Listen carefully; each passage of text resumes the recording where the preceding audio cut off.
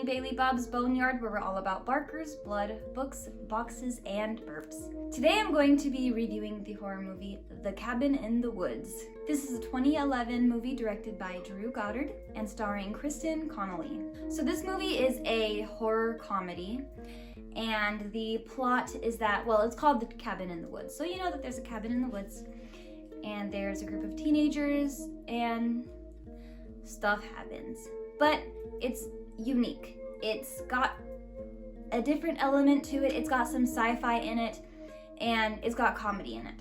So it's not your average scary killer in the woods slasher horror movie. The main horror elements in this is monsters, sci-fi, blood and gore, and horror comedy. On my blood scale, I give this 4 pints of blood out of 5. So it gets pretty bloody. So I'm gonna start to talk about the specifics of this movie now. So if you don't want spoilers, you can stop watching it now. So let me talk about the sci-fi part. There are cameras in this cabin in the woods, and there are people watching them. And they make it kind of funny in how the people watching are placing bets and trying to figure out how they're gonna die and what's gonna happen. For example, some people are like rooting for zombies. One guy is rooting for a merman. Someone was rooting for werewolves, I think was an option.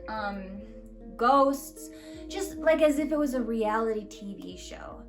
And something that I think it's comparable to is if you've seen the Hunger Games, and you know how the people are watching them in the Hunger Games and how they can control it with their sci-fi stuff and like throw things into the Hunger Games. That's exactly how this was. So you first see that sci-fi part when they're driving through a tunnel and there's this barrier, but it's invisible. They can't see it.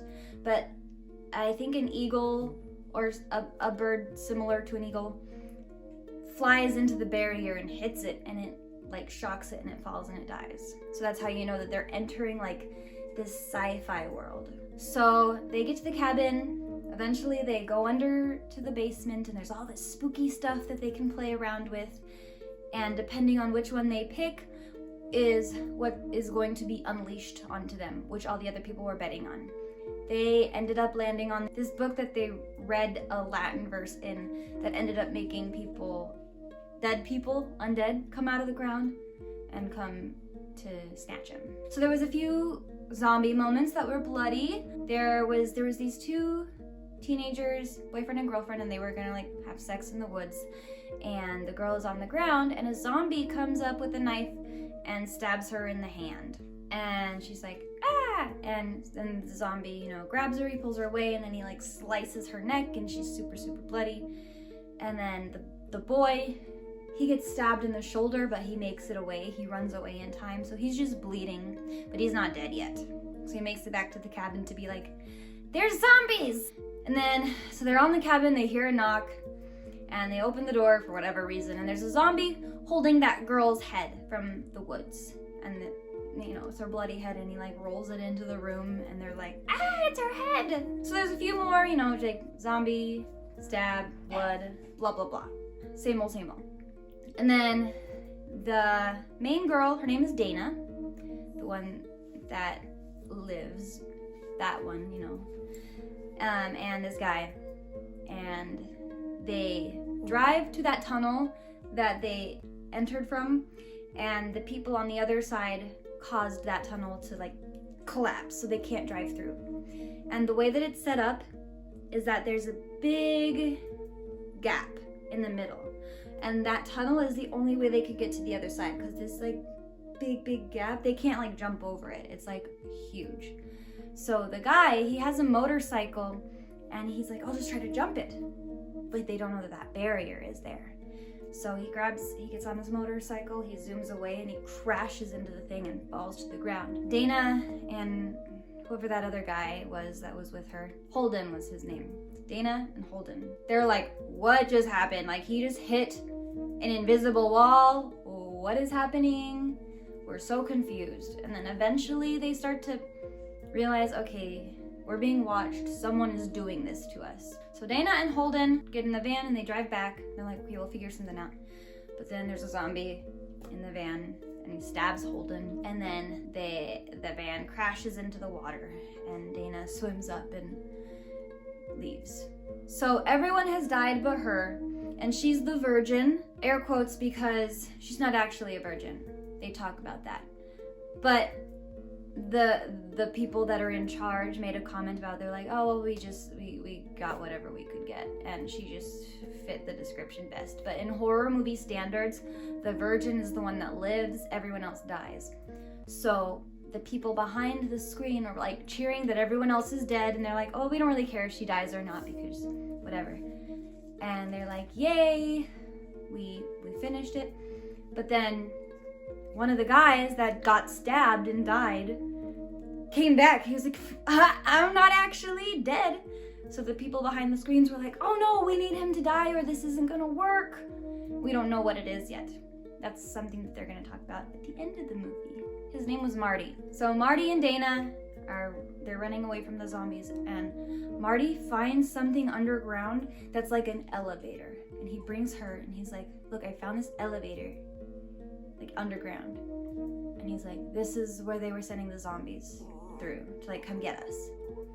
So they get into the elevator and it takes them down, and in the walls are see-through glass, and they can see all the terrors that were the possibility of coming to get them. And that's when they figure out, oh, these things had to do with what we saw in the basement, and we chose what they were going to release onto us. So eventually they get into these people's territory, they get into their little sci-fi space, and everyone wants to kill them. So they find this button and they press it, and it unleashes all of these terrors, and it's like werewolves, and there was that weird merman, zombies, there was a unicorn, ghosts, just like a bunch of stuff, like some weird flying things, I don't even know, just like a bunch of stuff. And all hell breaks loose. Everyone is like dying, everyone's like getting murdered and bloodied from just all these creatures, just all kinds of monsters. They're just dying and blood is everywhere. And then finally, Dana and Marty make it to this room, and the head lady comes out and she's like, hey, here's why you need to die. You are a sacrifice to the gods, and if you don't die, the gods are gonna destroy the entire planet. Everything's gonna be engulfed in flames. So either you die, or you also die anyway, but with everyone else. And they were like, no, we don't believe you. So they killed her, and then the earth started like rumbling, and they were like, I guess the gods really are mad. And they were like, well, what are we gonna do now? I mean, might as well sit back and just die. And that's what happens. The earth like explodes.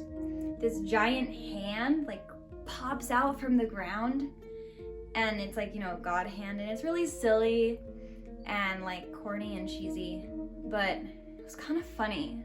I really actually liked it. At first, when I was first watching this movie, I wasn't sure. I was like, because I'm usually really hesitant to horror comedy.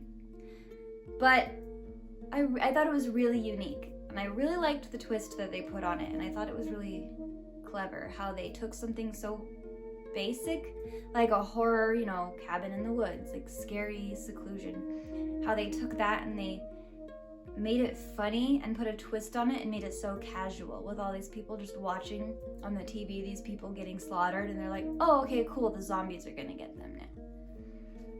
So I thought that was pretty unique, and I'm glad that I watched this. I also want to give a shout out to my Uncle Chris for recommending me to watch this and review it, so thank you.